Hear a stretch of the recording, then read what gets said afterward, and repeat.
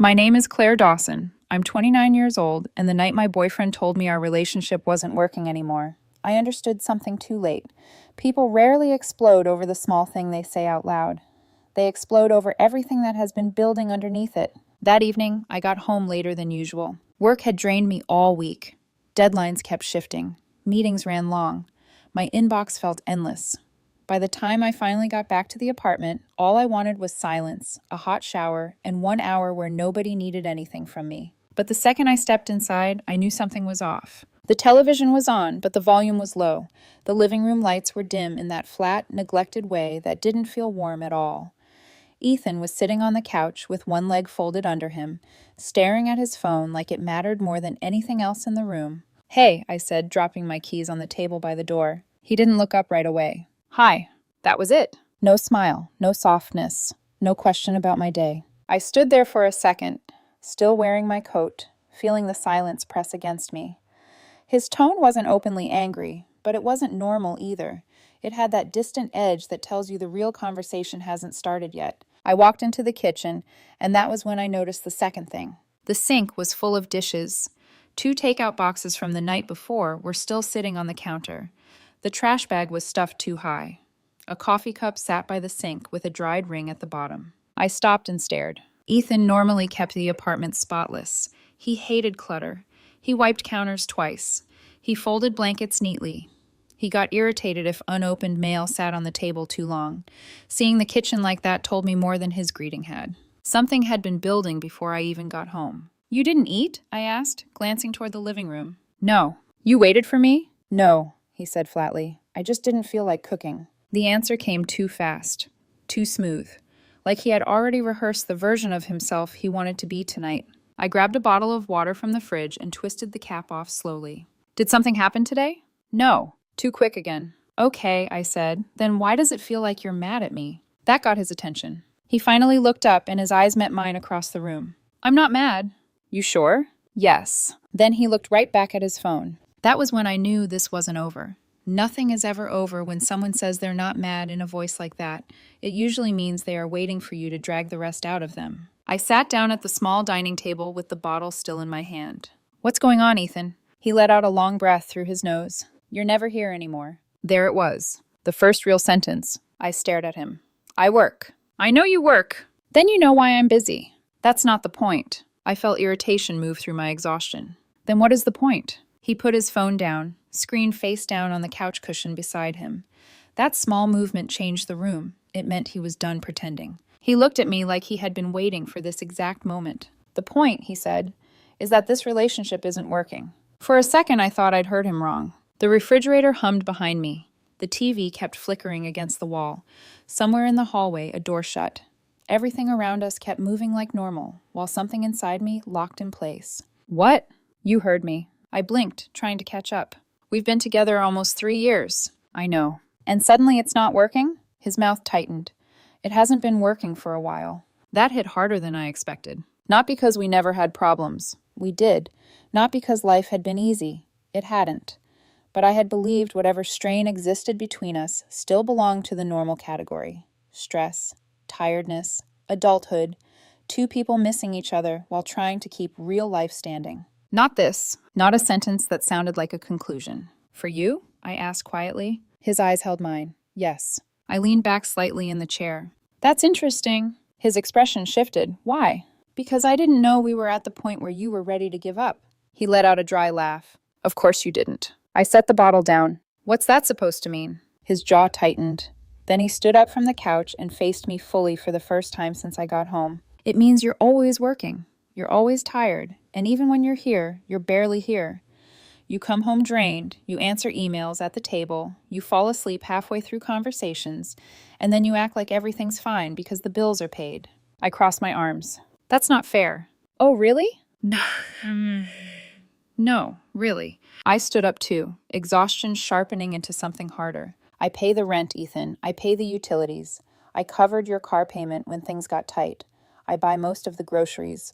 I've been carrying this place on my back trying to make sure we stay stable. So don't stand there and act like I haven't been doing anything for us." His expression hardened immediately. "That's exactly the problem." I frowned. "What problem?" "You think money fixes everything." I never said that. You don't have to say it. His voice rose, not enough to become a shout, but enough to split the room open. You act like because you pay for things, you've done your part. Like that covers everything else.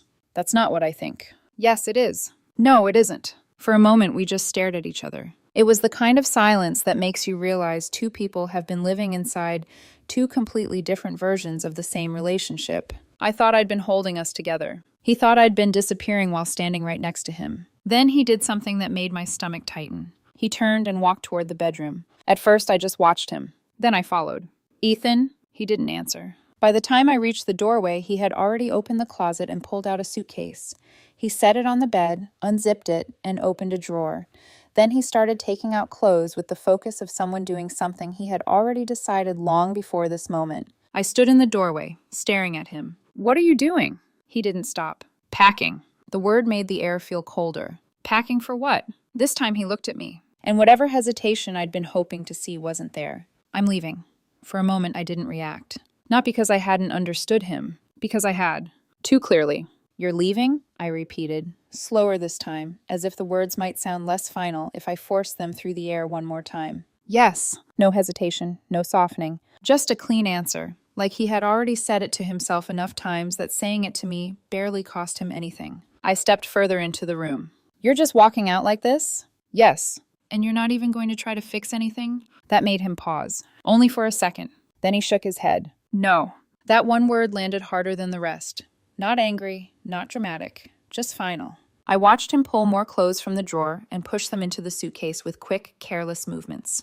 You're serious, I said quietly. I wouldn't be packing if I wasn't. My chest tightened. Since when? He didn't answer. He just kept moving, opening drawers, pulling things out, avoiding my eyes. I took another step closer. Ethan. Nothing. How long have you been thinking about this? Still nothing. Only the sound of hangers shifting, fabric brushing against fabric, the zipper scraping when he adjusted the edge of the bag. How long? I pressed. This time he exhaled. A few weeks? The room went still. A few weeks? Not one bad day, not one ugly argument. Weeks. So while I thought everything was normal, I said slowly, you were already planning to leave. He didn't deny it. That was answer enough. I let out a small breath that felt somewhere between disbelief and anger. That's interesting. He glanced at me. What is? That you didn't say anything. I tried. No, you didn't. His jaw tightened. I did. When? I asked. When you made a few bitter comments and expected me to decode them? When you acted cold and called that communication? That's not trying, Ethan. That's waiting for a fight. His eyes flashed. I shouldn't have to beg for attention in my own relationship. And I shouldn't have to guess you're already halfway out the door. The words hung between us. Heavy. He looked away first. That told me more than his explanation ever could. I looked down at the suitcase. It was already half full. Not messy enough to be impulsive. Not careful enough to be sentimental. Just efficient. Like he had been building toward this and was relieved to finally stop pretending. Where are you going? I asked. That question slowed him. Just enough for me to notice. I found a place. There it was. The sentence that changed the meaning of everything. You found a place, I repeated. Yes. How long have you had that figured out? He didn't answer right away, which meant the timeline mattered. Ethan. A little while. How long is a little while? He zipped one side of the suitcase shut before answering, as if finishing that section made the answer easier to give. A couple of weeks. The same timeline. Of course it was. So while I was staying late at work, covering bills, trying to keep our life from sliding sideways, he had been quietly arranging an exit. I nodded once. Got it. He looked at me then, with something sharper in his face, like he was still waiting for the scene to become what he had pictured. Anger. Begging. A breakdown. Something that would prove he mattered enough to be chased. Instead, I just stood there. Still. You know what's funny? He said after a moment. What? You're not even trying to stop me. I tilted my head slightly. Should I? His brows drew together. Yes. Why? Because people fight for their relationships. I held his gaze. People talk before they leave. That landed. I saw it in the quick flicker across his face. Not regret. Not yet. Just discomfort. He zipped the suitcase the rest of the way and pulled it off the bed. The sound seemed louder than it should have in that room. Final. He stood there for a second with his hand on the handle, like he was giving me one last chance to react the way he wanted. I didn't. I stepped aside just enough to clear the path from the bedroom to the front door. His eyes narrowed. You're really just going to let me walk out? I met his gaze. You already decided to. That doesn't mean you're supposed to make it easy. A humorless, almost smile pulled at my mouth, because that sentence explained more than he meant it to. You don't want to fix this, I said quietly. You want me to chase you. His expression changed. That's not. It is, I cut in, calm. You already had a place. You already made a plan. You didn't come to me to talk. You came to announce. He said nothing, because there was nothing clean to say. He pulled the suitcase toward the door. Each step sounded too loud against the floor. By the time we reached the entrance, the apartment already felt different. Not shattered. Just finished. He stopped at the door and turned back to me. For a second, I thought he might finally say something honest, something plain, something that wasn't built to provoke a response. Instead, he chose the line he had probably been saving. I'm moving out tonight, he said. Don't try to stop me. The words hung there, waiting. I looked at him, really looked at him, at the man I had built routines with, shared expenses with, bent my life around in 100 practical ways that had started to feel invisible. And in that moment, I understood something simple. He had already left. This was just the physical part catching up. So I nodded. Okay. That one word hit him harder than anything else in the room. His face changed instantly. Confusion first, then irritation, then something meaner, smaller. That's it? Yes. You're just letting me go? I opened the door. If you've already decided to leave, I said evenly, there's no point pretending you haven't. For a second, neither of us moved. Then he shook his head. You're unbelievable. Maybe. Or maybe I was just done performing the reaction he wanted. He stepped past me into the hallway. The suitcase wheels bumped over the threshold. He didn't look back. The door closed behind him with a dull, final sound. And just like that, the apartment went silent. For a few seconds after the door closed, I didn't move. My hand stayed on the edge of it, like opening it again might undo something. Like there was still a version of this night where I said the right thing and everything shifted back into place. But that version didn't exist. He had already made his decision weeks ago. This was just the moment I caught up to it. I let my hand drop and turned back into the apartment. It felt different immediately. Not emptier. Clearer. Like something that had been quietly pressing against the air for a long time had finally lifted. I walked into the living room and sat down on the couch. The same spot he had been sitting earlier. The cushion still slightly indented. His charger still plugged into the wall. Small things. Ordinary things. But now they felt like leftovers. I reached for my phone. Not to call him. Not to text. Just to finish what he had already started. I opened my banking app. The shared credit card was still active. I looked at it for a moment. At the transactions. At the quiet assumption behind it that we were still a we. I tapped once. Cancel. Confirm. Done. I moved to the second card. The one linked to the same account. The one he used without thinking. Cancel. Confirm. Done. No hesitation. No anger. Just alignment. If he had chosen to leave, everything connected to me needed to follow that same decision. Next, I opened the building app. His name was still listed under access. Entry code, lobby registration, parking. All the small permissions that made this place feel like his. I removed them one by one. Each click quiet. Final. I paused and looked around the apartment again. Still calm. Still steady. Nothing dramatic. Just resolved. I stood, grabbed my keys, and headed downstairs. The hallway felt colder than usual. Or maybe I was just noticing it now. At the front desk, I spoke to the concierge. He moved out, I said simply. Please remove his access. No questions. Just a nod. People in this building had seen enough to understand when not to ask. When I got back upstairs, I didn't sit down. I went straight to the kitchen drawer, grabbed a small box, and started collecting the last things he had left behind. A watch, sunglasses, a charger, nothing sentimental, nothing that required a decision. Just objects that no longer belonged in my space. I placed them neatly inside, closed the lid, and set the box by the door. Then I checked the time. Still early enough. I picked up my phone again and made one more call. Hi, I said. I need a locksmith tonight. A pause on the other end. Is it urgent? Yes. How soon? As soon as possible. They said an hour. That was fine. I ended the call and set the phone down. Then I stood there for a moment and let myself breathe. Not deeply. Not dramatically. Just enough to feel it. Because this wasn't about punishment. It wasn't about getting back at him. It was about consistency. He didn't just leave the apartment. He stepped out of everything tied to it, and I wasn't going to pretend otherwise. An hour later, the knock came. Short. Professional. I opened the door. The locksmith stepped in, assessed the lock, and got to work without asking questions. Metal shifted. Screws loosened. The old lock came out. The new one went in. Clean, efficient. By the time he finished, it was close to midnight. He tested it once, handed me the keys, and gave a small nod. All set. Thank you.